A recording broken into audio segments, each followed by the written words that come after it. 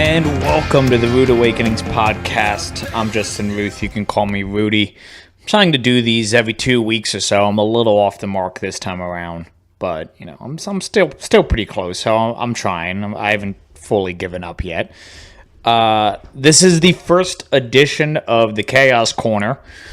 So this is all going to be about pro wrestling, and this is going to be a little bit actually of a crossover with the 215, since I'm going to be touching on the NFL as well. It's going to be a bit of a mix of a show. I do want to say I have about 8 to 10 different shows that I'll be doing over across the segments that I have. But it's really just a matter of finding recording time, since everyone's got busy schedules and it's kind of tough to lock down a solid hour or so to talk. But hopefully we'll be able to kind of pump these out. The one thing that's good is all the shows I'm doing, I'm kind of referring to them as evergreen podcasts. They'll always be fresh. So none of them are really going to be time sensitive. So it's really just as soon as I can get people into record, I can just record them and stash them, and then every 2 weeks or so release one out. But like I said, this one's going to be a bit of a mix of wrestling and football. I kind of had the idea of, because, at the time of this recording, the Super Bowl was a week ago. Football is over. Kind of wanted to put a bow on that, but also kind of have some fun, in which what would happen if some NFL players got together and decided to join professional wrestling. They formed a stable. What if they're invading the WWE? So I'm taking that concept and relating it to the greatest faction in wrestling history, the Four Horsemen. So myself and a guest, which I'll introduce next, will be drafting teams of the Four Horsemen, but only selecting current NFL players. And we're going to kind of debate, and then you can, if people can want to weigh in on which they think has the tougher squad or players were left out, they can do that on YouTube. But when I had this idea, there's really only one person I know who follows both football and professional wrestling as much as I do, and that's Theo Luzader. So let's give him a call on Skype, and let's knock this out and see who can create the bigger Four Horsemen.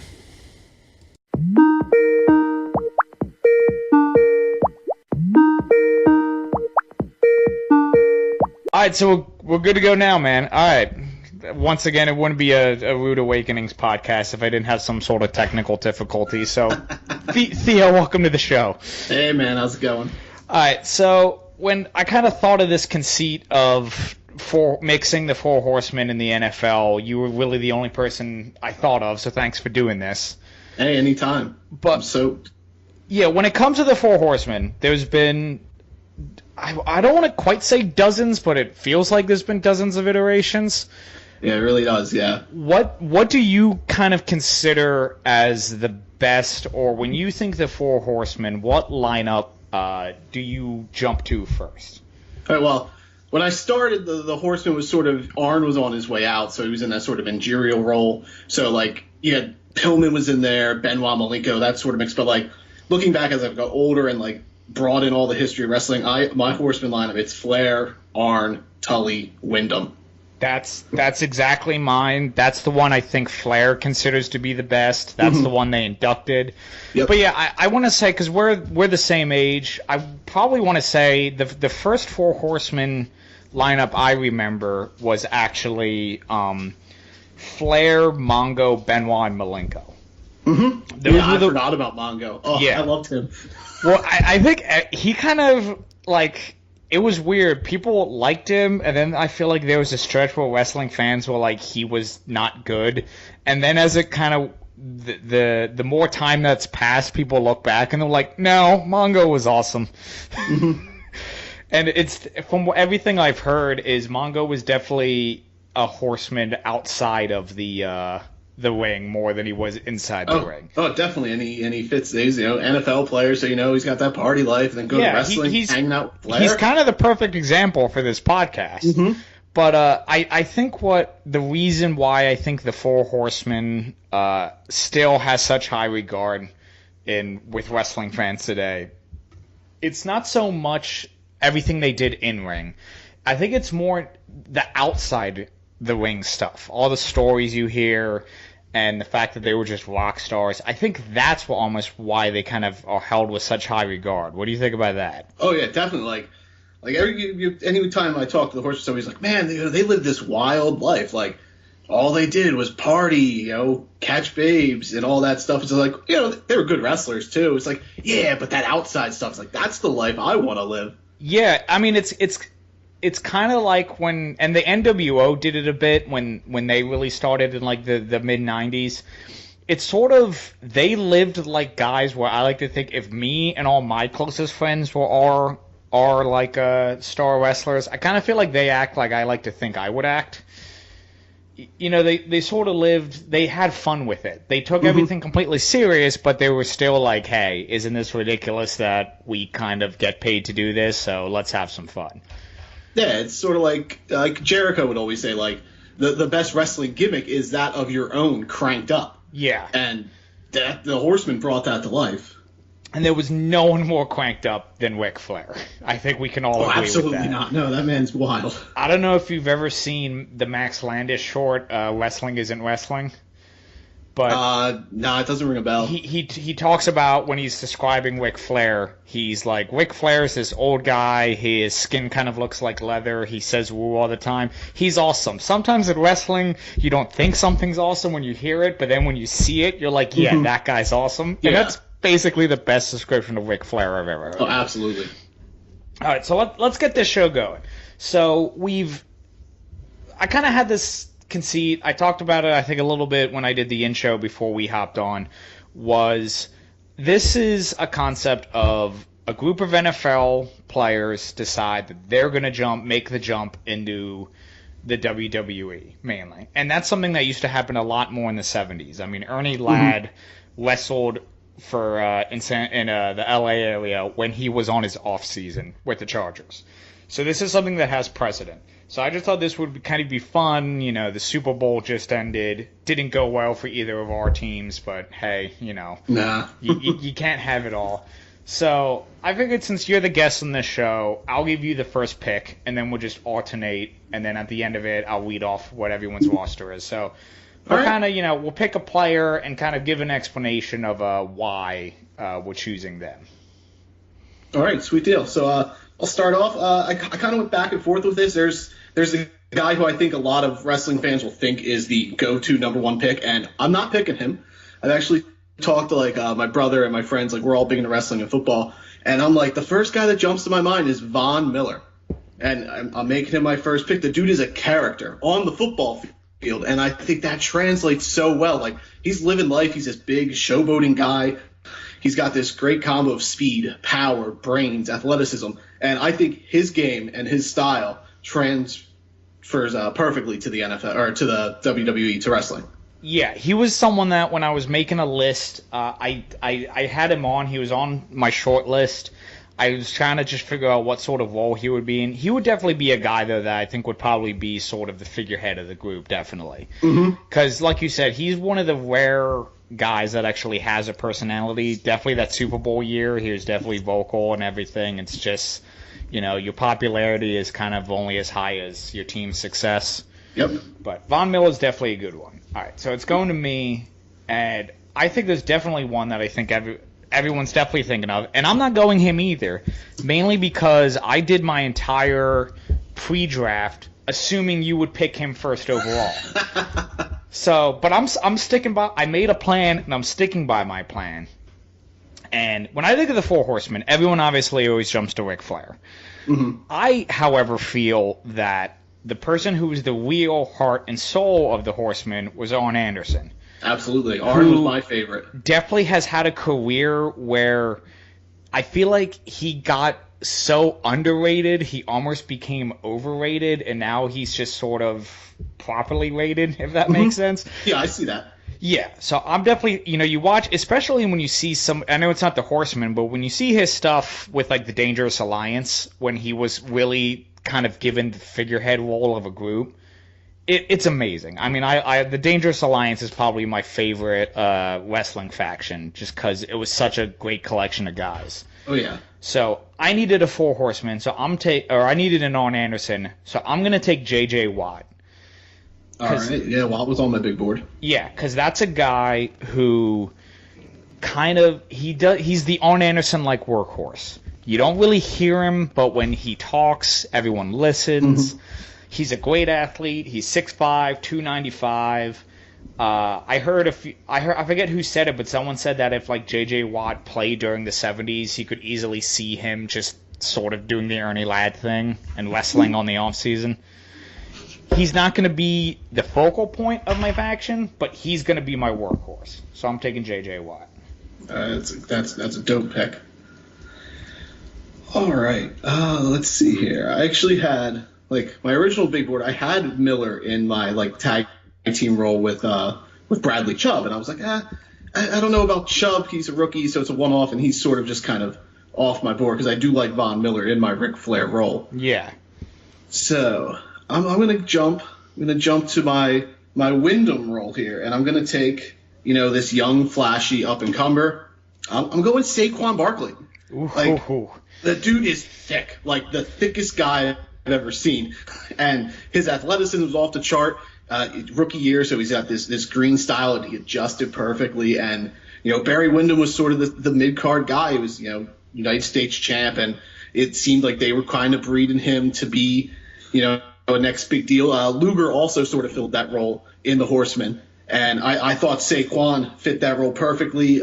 Huge name value, young, he's strong. His speed for a guy his size is incredible, and I think he'd be perfect for that young up-and-coming role that Wyndham sort of was filling there for the Horsemen. Yeah, that's a good call, because I know when I was describing Anderson, obviously Anderson was a workhorse, but I definitely always saw Wyndham was definitely sort of in that role, but I never really thought that fourth spot was used to always kind of be designated for like the up-and-comer. I mean, it's to compare it to a rip-off of the Four Horsemen, it's like the Randy Orton role in Evolution. Yep. And yeah, Saquon's a good. I didn't really. I kind of wish I thought of rookies more, because I definitely was taking more kind of established guys. So I didn't think of rookies. That was a good call by you. All right, so next pick by me, I'm gonna stick with a tag team idea because I love tag team wrestling, and the Brainbusters were awesome. So I'm gonna take my Tully Blanchard to pair with J.J. Watt, and I'm choosing Jadeveon Clowney. Awesome. Because, first off, the fact that I have two Texans in my group as my tag team representatives would be awesome. Clowney definitely files under. He's the youngest guy of my group that I have on my entire big board. He's my youngest guy at 25. So he's definitely kind of got that Barry Windham youth style. But I would just kind of pencil him in there, pair him with Watt a lot, have a tag team. He's definitely got the athleticism. He definitely has the viral aspect of it, because he basically shot up with that one play against Michigan when he destroyed that. Oh my God, yeah, like that was insane. Like I'm still seeing videos of it popping up. Yeah, so I think if I take him, I've got the flash, I've got a little bit of a mix. So the fact that I don't just have a team of white guys, which I think this very easily could have turned into. The fact that I've got a little bit of mix kind of gives it a big pop. Because I'm actually just thinking, there was never a black member of the Four Horsemen, were there? Nah, not that I can think of now. Yeah, that's a little weird. Can't give like Ron Simmons some love? Yeah, Ron Simmons would have fit that perfectly. Yeah, he was the first guy that came to my mind. I actually commented on, someone posted a video of posted a clip of Simmons beating Vader for the WCW title. And this might have to be another Chaos Corner pod, but I said that Ron Simmons was the underrated member of the Don't Ever Mess With Me All-Star team. Mm-hmm. Yeah, Ron Simmons, a huge dude. Like I would not run him in the back alley. Like my favorite person at no nonsense All-Star team, Haku Meng. Like, well, yeah, that's like biggest badass of all time. Like I that's love like watching saying his work. Yeah, but that's like saying, my favorite basketball player is Michael Jordan. Like, yeah, of course it's Meng. Like, I hate Michael Jordan. All right, so back to you. All right, so I gotta fill my Arn and Tully roles here. So this is tricky, because I did have Watt and Clowney listed as one of my tag team options. So I'm kind of glad to see we sort of went the same route there, trying to pit teammates. So I actually have one non-team listed, but I don't like where they go. So I'm gonna pick a little flash. He doesn't really fit this role, but like Tully could work.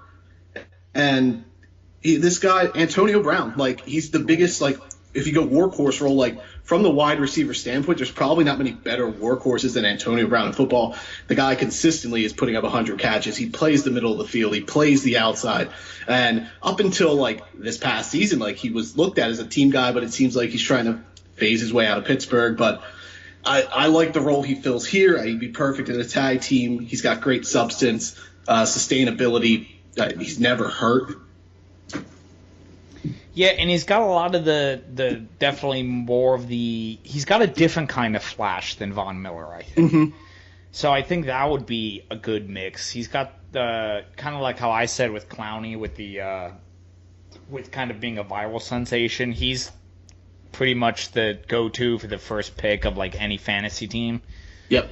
So I think Brown's definitely a good call. All right, so for mine, so you went your Flair and Wyndham first. I went with your my Arn and Telly first. That's kind of funny how that worked out. Yep. So I'm going with my Flair role. And I'm going, I mean, obviously there's the guy that everyone assumes will eventually be signing with the WWE and Rob Gronkowski. Mm-hmm. I had him on my list for the Flair role, but I'm not picking him. I'm going to pick the other guy I had, which was Cam Newton.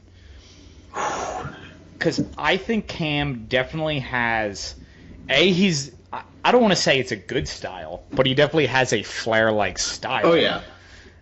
So he's controversial like Flair was, because everyone always, when Flair, when wrestling was real to me, damn it, Flair, everyone hated him because he was such a villain, but there was always like a level of respect. And I feel like Cam kind of possesses that same thing. Absolutely, yeah. That everyone hates him because he whines or he taunts too much or he does the Superman thing when he's not supposed to. But everyone kind of agrees that he's an absolute freak of nature, that if he just sort of harnessed what he had, he could go as like an all-timer. Absolutely, yeah. Newton's got so much game, and his talent level's through the roof. Like, you're not going to find many quarterbacks that possess that much talent and, style that he does. Like, he's an absolute game changer on the field. Yeah, and I think if you put him in the Flair role and you slap a heavyweight title on him and you have him work, broadways with people. Oh, yeah. It's something I could definitely see him pulling off, while also kind of being a almost like a Velveteen Dream like troll of just like people just hating him just for kind of his existence. Which I think is definitely what you need, because if there's no heat, there's no money. And Cam Newton, my God, can he draw some heat? That guy gets so much hate and criticism, and like I get it at times. Like I don't criticize, I don't hate Cam Newton. He's one of my favorite players to watch. I just love watching him play, and he embraces that hate too. He's just kind of like, yeah, whatever, hate me, I'm gonna ball hard. Yeah, and he kind of doesn't take like responsibility for anything, which I kind of admire.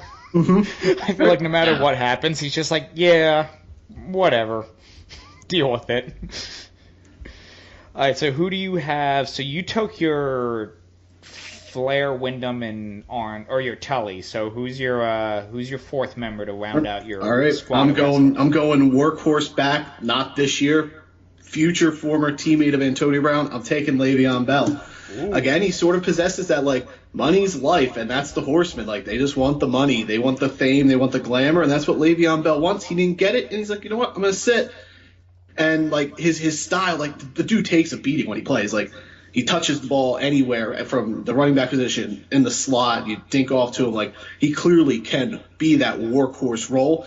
And like you said with Arn, like, when he had that leadership role, he kind of had this pizzazz about him, and I see that with Le'Veon Bell. He's a character, and I like what he brings.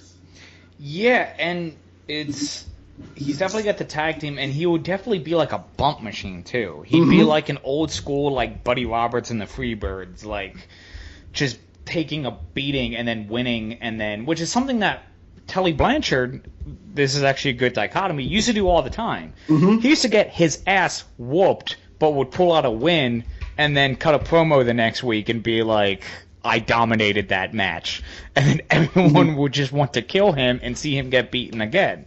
And I definitely think Le'Veon has that. And plus, Yeah, and and I plus, tried to mix with Brown and Bell. Like, they both sort of possess both different styles of Arn and Tully. So, like, I yeah, fit and that role with two different guys. that's what I was about to say. I definitely think if you're looking for heat, there's no better tag team and two teammates than Antonio Brown and Le'Veon Bell. Because Antonio, like, spoiler, Pittsburgh fans, Antonio Brown's is about to pull all the same shit that Le'Veon Bell just pulled.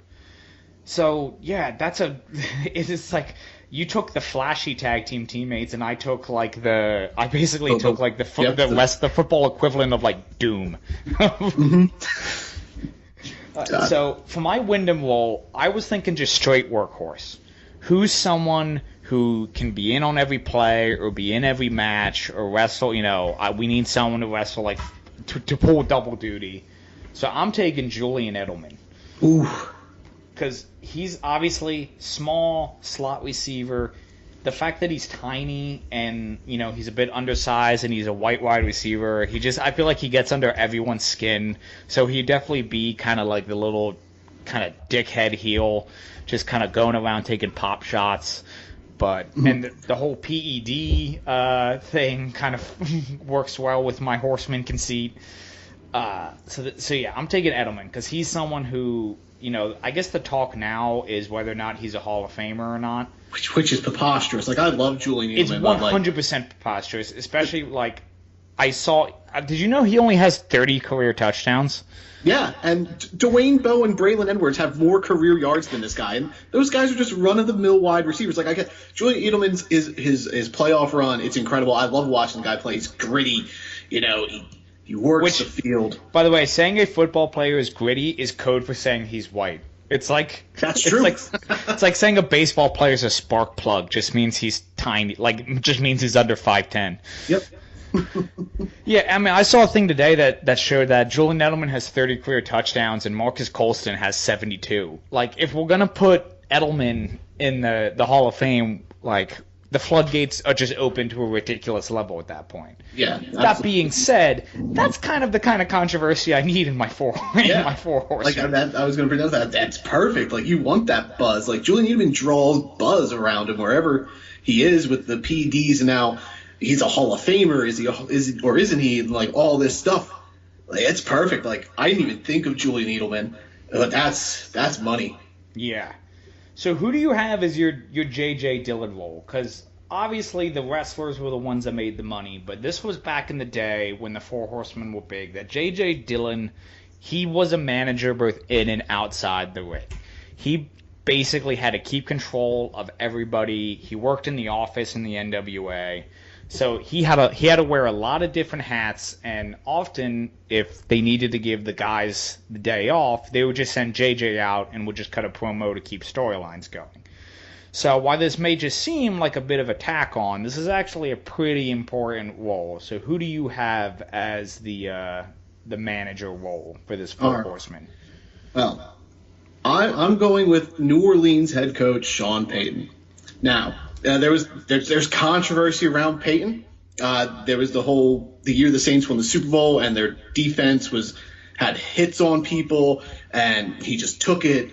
And so, he's got that cheating mentality, but he does a great job of managing that team. Like, there's years the Saints have a down year, but he bounces right back, and it helps having Drew Brees. But, like, he's managed to balance his talent with Kamara and Ingram and, filling in wide receivers outside Mike Thomas or Marcus Colston when they had him.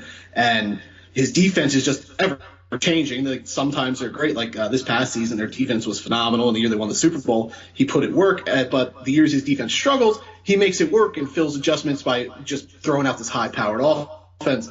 And I think he'd fit this role perfectly with managing, some of the personalities I've got here. Yeah, I'm going to put this pick over because out of all the people we've named, this was the only name that I also had written down. I think Sean Payton is definitely the answer for the whole Bounty Gate stuff alone, because I'm like 70% sure J.J. Dillon did that kind of stuff when absolutely as an angle. So my backup, this is the first time I'm going to have to resort to a backup pick. So I'm going to take a different Sean, and I'm going to take Sean McVay because the big thing up until their Super Bowl the biggest thing everyone kept putting over Sean McVay for was, oh, he's got all these personalities, but he's finding out a way to work. He's in this new locker room. And when you're a 31-year-old head coach and you manage to get a room of millionaires to respect you and listen to you and do whatever they say, like, clearly he knows how to speak to talent. Mm-hmm. He knows how to get things going. And while I don't think he's as, there's not as much dichotomy, I'm trying to think of the word I'm trying to think. There's not as much controversy with McVay as there were with Peyton. Sean McVay has a pretty high, I think, approval rating, especially compared to Peyton. Oh, yeah. I think McVay, he would definitely do the manager role fine. And, if we're really blowing out this fantasy, you could definitely do... I mean, everyone always talks how he's the millennial head coach. You could definitely play into that and annoy some old school football football and wrestling fans. Yeah, we get some heat there. Yeah. So I'm thinking McVay, because the thing, like I said, the thing with J.J. Dillon is he did have to manage everybody, and he took that role almost more seriously than he did his on-the-screen persona. I remember it was like a wrestling special, and it was an interview with J.J. Dillon where they took like a month, because J.J. Dillon kept books on everything they did. So he had like his journal, basically, his ledger, and they just said they did a month of being a Horseman, and he went through everything. Okay, well, on this date we had TV, so we did that, and then we checked into this Marriott, and we went to a cab, and that cab cost $5. He managed everyone's career. So I definitely think that's what you need to do, and even though I wanted Sean Payton, I'm taking Sean McVay.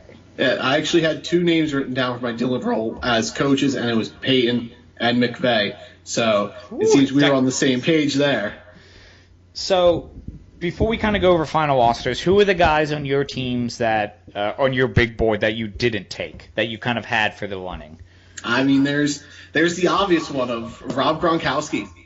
We both kind of shied away from him, but one day it's going to happen. Gronkowski is going to have a match in wrestling. Like, he's this huge super fan, but I just couldn't find he fit that partying role, but I couldn't really. I look at him as a flair role. I didn't like him in the Wyndham role, and as a tag team guy, I didn't really like him either, which is why I shied away from him. Like, I would have picked him had I found a good spot, but Gronkowski was one of my missed guys.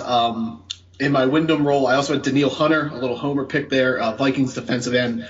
The dude is built like a tank. Like, there was an interview with John Gruden that said if he could look like any player in the NFL, he'd want to look like Daniil Hunter. And Daniil Hunter is 6'7", 285, pure muscle. Yeah, I think going back to Gronk for a second, if we were comparing these guys to, old territory or Jim Crockett guys, Gronk is definitely more of a Dusty than a member of a Horseman. I think he is such a brand and is such a character that putting him in a stable wouldn't do anything with. I agree. I think it would be detrimental to him. And like you said, Dusty, I actually thought that he would fit that good Dusty role. He's a character. He's a gimmick. And people are going to love him because he's just this machine and he's fun. Yeah, and what's funny is in my Wyndham roles, I also had a homer pick. I had Zach Ertz as my Wyndham, even though, just a pure workhorse. Here's a guy that's going to, line up all the time, catch everything. He's going to wrestle every night. And I definitely, though, would think he would be less of a Wyndham and almost more of a Luger role of not necessarily the off-the-field stuff would be sort of his interest, but definitely on the field, though, I think he would definitely go.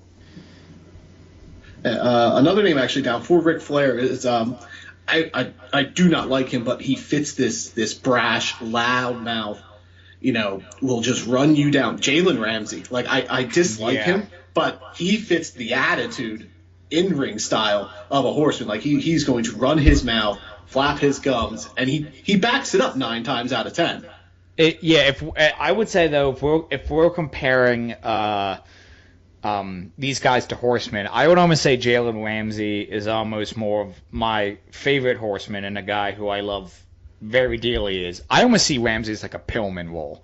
he's the loose cannon. He's he's the rogue of everybody. He'll throw his own teams under the bus. He doesn't care. Oh yeah, the guy is he's his own brand. Like, he doesn't care where he's playing. It's the Jalen Ramsey show. Yeah. Every Sunday. My other Arn Anderson pick, because I was just looking for just who's a solid guy I can run out all the time, and I picked Bobby Wagner. Definitely not the personality, but definitely had the in-ring talent, which I think was kind of, I guess, everyone's knock on Arn, was he wasn't necessarily, even though he was a great promo. When you think of Arn Anderson, you think of the in-ring stuff, so that's why I took Bobby Wagner. And I actually really like that one. Yeah, and then my only other one, just because I couldn't not put him on my list, was Marshawn in a telly role. Because, come on. How can you not have Marshawn Lynch on this squad? The biggest character in all of football. If we're comparing him to any Horseman, like, he's not a Tully Blanchard. I just kind of had him in that role. He's definitely not Tully. Like, is he like a Malenko? Like, just doesn't talk and just works? Right? He's just this stoic guy who just does his job. But Malenko wasn't as much of as like an off the field person. Like, is he Sid, who just randomly takes off to play softball? I love Sid. Sid is one of my favorites. Like, I know nobody else that appreciates Sid. Like, anytime we, like, talk all-time greats, I'm like, how come we're not talking about Sid? Like, the guy was a world champ everywhere. And, like, right at the heat of, like, Michaels' singles run, like, this he's out popping Shawn Michaels. Where's the love for Sid Vicious?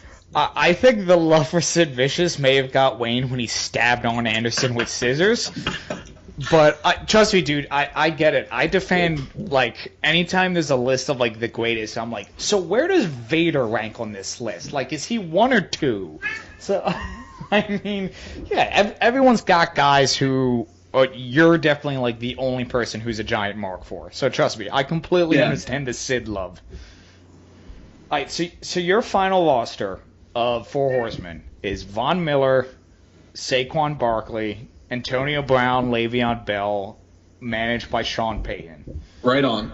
Mine is, if we'll go in Flair to Arn, mine's Cam Newton, J.J. Watt, Jadeveon Clowney, Julian Edelman, managed by Sean McVay. I mean, both are fun for completely different reasons, which I think is what's so interesting. Mm-hmm. And I think it's kind of crazy that the fact that we got to the head coach before we hit any level of repeats shows that I feel like this is a thing that needs to happen in real life in some form or another. Yeah, I absolutely agree. Like, when you brought the idea to me, when you messaged me, I'm like, man, that's really cool. And, like, I brought it to my brother, and he's just like, I've never really thought of that. He's like, that's actually a lot of fun. And, like, he brought up Gronk right away, and he actually also brought up Tom Brady sort of as a J.J. Dillon role. Like, Brady manages everything for the Patriots. He does his business, but he doesn't, like I couldn't find a way to fit him into my Horseman because he's not this off-the-field character. He's just the most hated guy on the planet. Yeah, that's a good call, putting him in, like, the manager role over someone like Belichick. Because, Belichick's not a personality. No. So you don't need that. Brady would definitely be... He's definitely good for, like, almost like a muscle. Just like a heat magnet of just, like, walking the guys out. He's a valet, is basically what I'm trying to say about Tom Brady. Yeah, it's just like he posted a video on Instagram. I don't know if you saw it, with him and Gronk just walking through the parking lot, and it's got that's the song that we're not going nowhere, and it's just him and Gronk just making these faces, and, like, I loved it, and, like, everybody I know hated it, but, like, I just appreciate Tom Brady as, like, he embraces all this hate that everybody puts on him. He uses all the hate as, like, motivation, which is something that, like, Joel Embiid does. Like, Embiid said that, he tries to play well just so he can talk shit on Twitter. Absolutely. I feel like Brady listens to all this stuff just to be like, all right, y'all want me to go away? Guess what? I'm playing for 10 more years. Yep. Oh, Joel would be my first pick in an NBA Four Horsemen. Oh, yeah. We'll put a pin on that. We might have to do that at some point, because there's no promotion closer to the WWE in terms of characters than the NBA. Absolutely, like, that'd be fun. Yeah. So thanks for doing this with me. Before we sign off, is there any kind of just sort of generic all around wrestling news you kind of want to hit or get off your chest? Or, I mean, All Elite's doing stuff. Yeah, that's the big buzz right now is All Elite Wrestling, and I love how it's just there's like no one's that's really like looks at that as from a middle ground standpoint. Everybody's like either super stoked or they're way against it. Like I've seen a bunch of people just call it a glorified T-shirt company at this point. And right now, yeah, that's kind of what they are. But like the roster they're building, I love it. And then we got Hangman Page versus Pac at the Double or Nothing show. I'm all in on that. Yeah, pardon the pun. Yeah, I definitely think what's I kind of love about it is, like, I love PWG for just, like, its ridiculousness and the fact that it's run by the boys. Yeah. And I feel like AEW is going to be like, what if PWG had a billionaire behind it? Yeah, and that's a good comparison. It's not, I don't think, a coincidence with the fact that Excalibur is on the commentary team. Like, they now. Like, it's... Mm-hmm. I think it's going to be weird. What me and my buddy always says about Cody is, as a wrestler, he's fine. You know, there's pretty much like 2 Cody matches that you get no matter the opponent. But as a wrestling mind, I think he's potentially a genius. Mm-hmm. He's definitely his dad's kid. He definitely has such a great mind and booking strategy and just everything for the business. So that's what I'm kind of most excited about for, because when Dusty was running things, he always had someone above him calling shots that he always had to fight against. Mm-hmm. And this is kind of, I think, what like Dusty's legacy could have always been, of just the buck stops with him. Now I'm making buck puns. But yeah, it's definitely going to be interesting to see, because no matter how much money or hype they have behind it, if the product sucks, the promotion's not going to go anywhere. Yeah, absolutely. Like I love Cody Rhodes. Cody's has always been one of my guys from the start. But I love Dusty. Like when I would watch old back tapes from my dad's, Dusty would always be there. Like I just fell in love with this guy because he looked like me. Like I'm just this big burly fat kid, and Dusty Rhodes is out here making moves. And like Cody, we always just run this joke because like Cody's one of my favorites. And our group, they refer to him as 3-star Cody Rhodes. He's nothing better than average. And that's what he is in the ring. And that's not a bad thing. But his mind for the business, and like listen to him in interviews, like the guy has just all this wrestling knowledge passed down to him from his brother and from his father. And like I just can't wait to see what he does for this. Do you think it's something, because there's kind of been, my one friend pointed out that AEW's colors are all black and gold. And they were like, do you think Dustin could be sometime heading this way? Is that done intentionally, or is it done as just we'll just need a color scheme? So I think it's a little looking into it, but I do know, I've heard that Goldust and Dustin, like he has interest in being there, and like him and Cody have really like formed this bond now where they didn't have when Cody was young and Dustin was old, and I was older, but now like he's in Dustin, another great mind. I think once his contract with WWE's up, I do think he fits into some sort of role there. But I think the color scheme is just black and gold. It's a good color. They clash really well. It's sort of like a Clash of the Champions. WCW always had like a gold and black style. I think that's more where they went. I could definitely see Dustin having some level of like a matchmaker, like on-screen talent, and then do behind-the-scenes stuff. I don't see him signing on as like a big wrestler, because it's clear Cody and the Bucks are trying to go after the young up-and-coming guys. There's not too many established... Like, there's not any, like, big vets that they're going to pull in. Although they're probably going to get, do some fan service. And, DDP's probably going to do, like, a run-in at some point because Cody's really close with him. Yeah.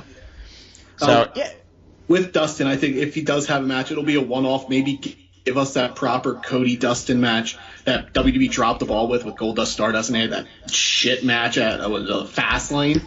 Yeah.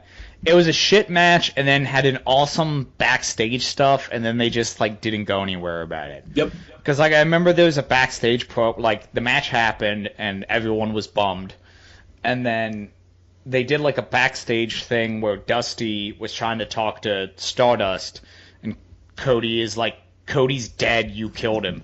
And I'm like, all right, they're like actually like gonna go in. This is gonna get deeper, and this is gonna get like pretty crazy. And then it didn't go anywhere. It's one of like the many, many knocks on the WWE that they rightfully deserve. Yep. They just completely dropped the ball on that. And that's one of the things I love about Cody. Like he embraces whatever character he is. Like I loved Stardust. Like I thought Cody, like when he was when it first came out, he was putting in the work and making it unique, making it his own. And he reminds me of Jericho in that sort of way, that he's always just reinventing himself, and now he's reinventing himself as a promoter. Yeah, as my one friend always says, he's trying to look more and more like Geese Howard from I forget what video game it is, but yeah, he's definitely. And that what sucks is in the WWE that was kind of like turned into a bad thing. The fact that he could make anything work, they just gave him.